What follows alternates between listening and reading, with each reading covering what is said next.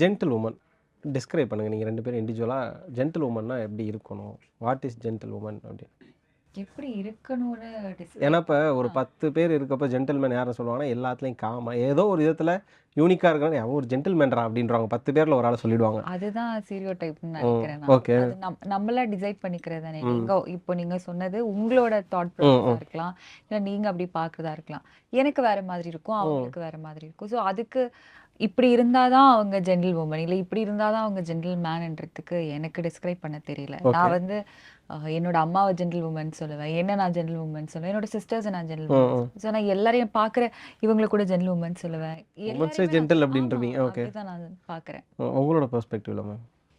அதான் இப்போது நாங்கள் ஜென்டில் மேன் இல்லை ஜென்டில் உமன் பண்ணால் அது ஒரு கேரக்டரைசேஷன் பண்ணுற மாதிரி இருக்குது. இதில் வந்து தள்ளி விடுறோம், இவங்களை வந்து ஜென்டில் உமன்னு சொல்கிறோம், இவங்களை நார்மல் உமன்னு சொல்கிறோன்ற மாதிரி ஆகிடும்ல.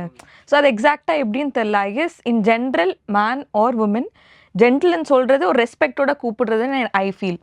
ஒரு ரெஸ்பெக்ட் கொடுத்து அந்த அவங்களுக்கு ஒரு ரெஸ்பெக்ட் கொடுத்து ஜென்டில் மேன் ஜென்டில் உமன் சொல்கிறது வந்து ஒரு கேரோட ஒரு லவ்வோட கூப்பிடுறதுன்னு இஸ் வாட் ஐ ஃபீல். நல்ல மனிதர், ரொம்ப நல்ல மனிதர், அந்த மாதிரி நல்ல மனிதர்கள்லயே வர மாதிரி அந்த மாதிரி ஜென்டில்மேன் ஜென்டில்மேன் அந்த மாதிரி வருது.